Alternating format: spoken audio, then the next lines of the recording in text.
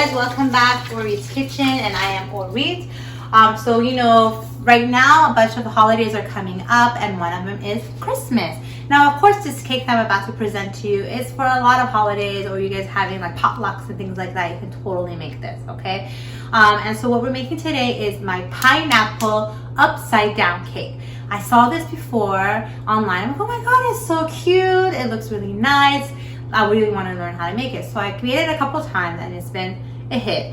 I also gave it to as gifts for like the teachers at my kids' school as a thank you and things like that. So this is a great idea for all of you guys. Remember, I'm not a professional cook. I'm just a mama and I work and I'm just busy, but I have time for you guys. So again, anytime, any question, just message away. I am on Instagram. Find me, Orit's Kitchen. So let's get started.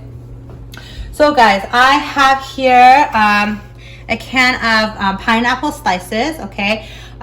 You need the juice for the recipe, so don't toss the juice, okay? Next thing, I have the Maraschino cherries, okay? These are the ones that you have with that, when you order an alcoholic drink, they put it on the side. It's really yummy, okay?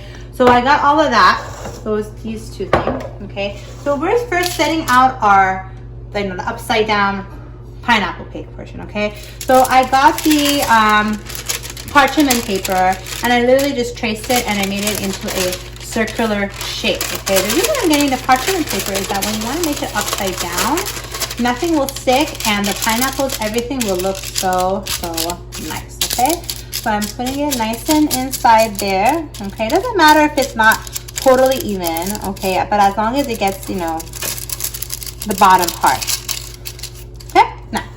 Then what we're going to do is I also have melted butter. Now if you guys don't want to use butter, you don't want to use any dairy, totally fine. You can go ahead and just use melted margarine instead, okay? And then we're going to be, well that's my oven, guys. Don't forget, set it to 350 degrees Fahrenheit, okay? So we're going to be, I have my cheat sheet here, just don't want to mess it up. So I'm going to be pouring some of my butter in here. Okay, I'm going to spread it out too. Make sure it's even. I don't want to overly put butter on, you know what I mean? But this butter or the margarine that you put will give it a nice little glaze on top of it when it's all done and ready to go. Okay, so that's that.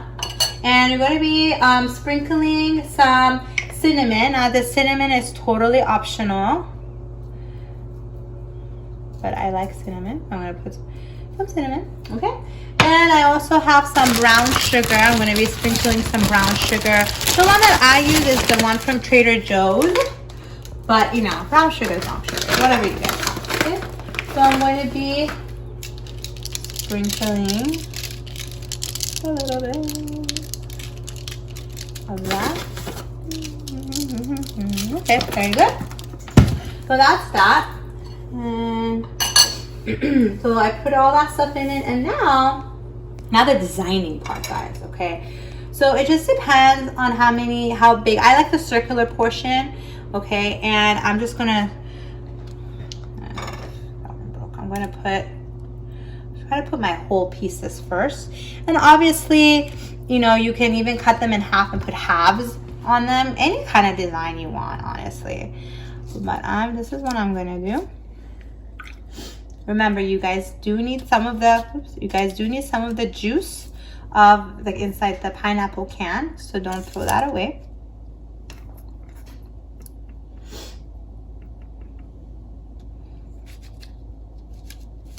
And you know, just make sure you got all the corners. You want it to look nice when you flip it upside down, okay? And I think this will fit in there. Gabby, do you think another one will fit here? I don't think so. Yeah, nope. So that one, unfortunately, guys, it may look kind of weird. I'm gonna... Maybe you should spread these ones out. Yeah. Well, it's already... We can spread it out. Let's play with it. Yeah, let's do it like that. Okay, I like that. You okay with that, Gabby? Pretty. It's like a flower. Yeah, there you go. I like that idea. Flower, okay? So there you go. This is a... how many inches? I think this is a 9-inch circular pan. So I put 1, 2, 3, 4, 5, 6 of those pineapple slices in there. Okay, now we're going to get the cherries and we're going to put them in the center. Okay, so cute. Yeah, it is really cute. And then wait till like you flip it, it's going to look really nice. And voila. Okay, so that's that. So we're gonna set that aside for now, and now we're gonna actually make the cake itself. Okay, very simple, guys. Let me just quickly tell you what we're gonna be putting in there. We're gonna need 4 eggs, 1 cup of oil, some salt, 2 teaspoons of vanilla extract, 1.5 cup of sugar, 6 tablespoons of your pineapple juice, remember we needed that, and 4 teaspoons of baking powder and 2.5 cups of baking flour. Now, remember guys, my flour that is my go-to, especially for the baking, okay, is the brand called Awesome, which is you can find it in the Middle Eastern market, okay? And the reason it's really good is because when you bake it, it's a very good self-rising cake. Now obviously a lot of people are very into the unbleached flour. Totally okay, you can do that too, okay? But this is what I like to use right now. Okay, so that's an option that you guys can do. Also, if you don't have a market, Middle Eastern market, I'm sure you can find this on Amazon. You can probably order from there. Okay, so I'm gonna go ahead and mix all of these stuff in here, and you know, you'll come back and I'll show you what I'm doing. So let me just get started. See ya. Hey guys, so I forgot to mention, so all of these ingredients that I told you, there isn't a specific order, to be honest. I know people put wet before dry or whatever. I honestly just, for this recipe, I just basically dumped everything in here and I just did it.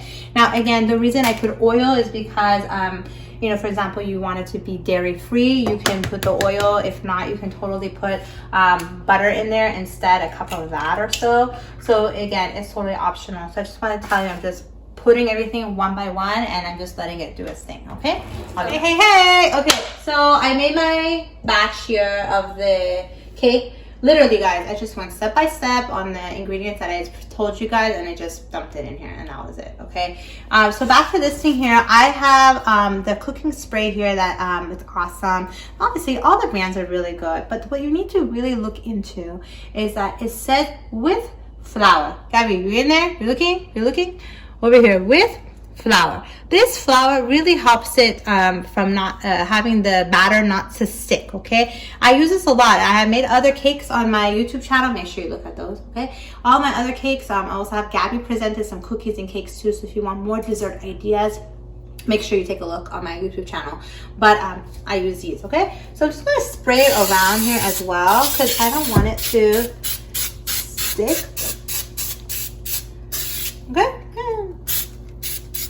Okay, that's it. So then, and again, my oven is ready to go at 350 degrees Fahrenheit, and I'll be right back for a second. Okay, so let's go ahead and pour it all over this beautiful masterpiece that we are creating. And just make sure it's all over evenly everywhere. And of course, again, my handy dandy spatula. Just gonna get the excess that's stuck.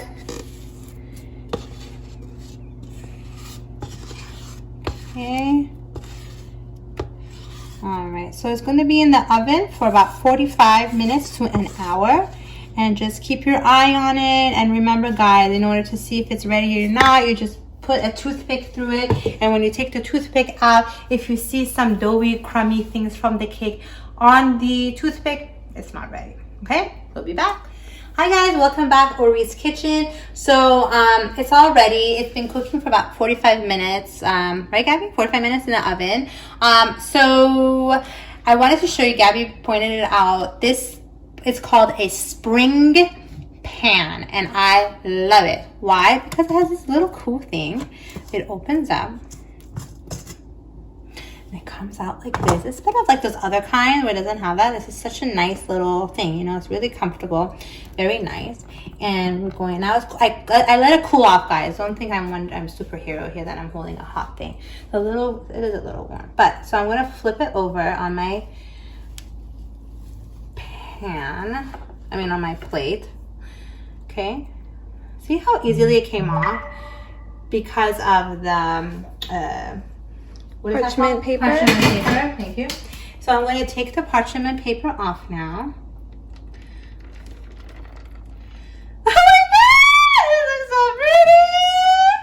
There you go, guys. Gabby, what do you think? It looks so pretty. It is really cute. Now, look, hence the cinnamon. Again, Smell you guys, it. yeah, you guys don't even need to put the cinnamon if you don't like the brownish pattern on it. But it's great. It has a little glaze on it, and it has a brown sugar on it. It just smells really, really good.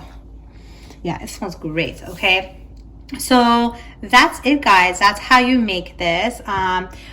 This is how you make the pineapple upside down cake. See, very, very simple. It's not as complicated as you may think it is. At least I hope I made it easy for you guys. So I can't wait to take this to my family and share this wonderful cake with them. And so thank you so much for watching Orit's Kitchen, and I hope you make it, and I hope you tag me, and don't forget to subscribe. Okay, guys? Have a wonderful and safe day. Bye.